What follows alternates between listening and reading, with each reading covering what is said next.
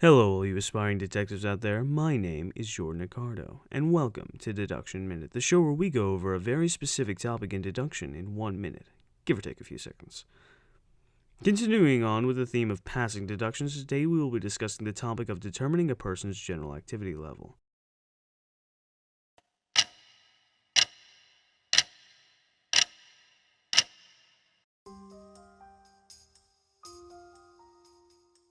Now, just like handedness, this is a rather intuitive thing to determine. However, there's some key things to keep on the lookout for.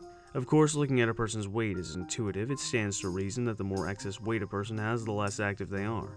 However, this is not always the case. Sometimes it comes down to just their diet and metabolism. Metabolism tends to slow as a person ages, so a middle-aged person with a poor diet who works an intense manual labor job will likely have some extra weight, whereas a person in their early 20s with a poor diet and little exercise might not have any excess fat on them at all. As you can see, weight isn't the smoking gun. Inactivity isn't good for you to be sure, but if you sit down all day, you won't necessarily get fat, you'll just be frail.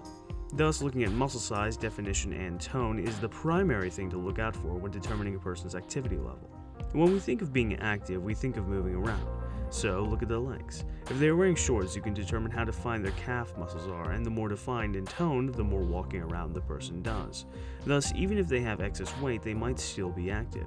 Thus, their weight comes down to their diet and metabolism. Of course, this should go without saying, but also look for muscle definition, tone, and size in other areas of the body, such as the arms. And with that, we have passed the 1 minute mark. I hope you found this helpful. Do keep in mind, this isn't about judging people on their appearance. This is just about determining cause and effect relationships.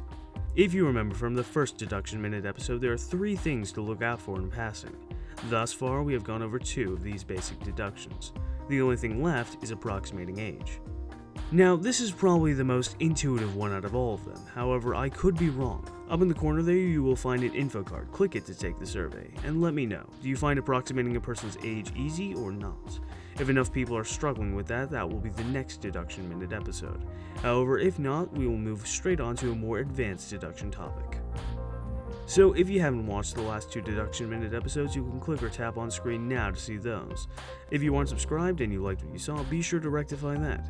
If you'd like to support the channel financially, you can donate via Patreon. Thanks for watching, all you aspiring detectives out there.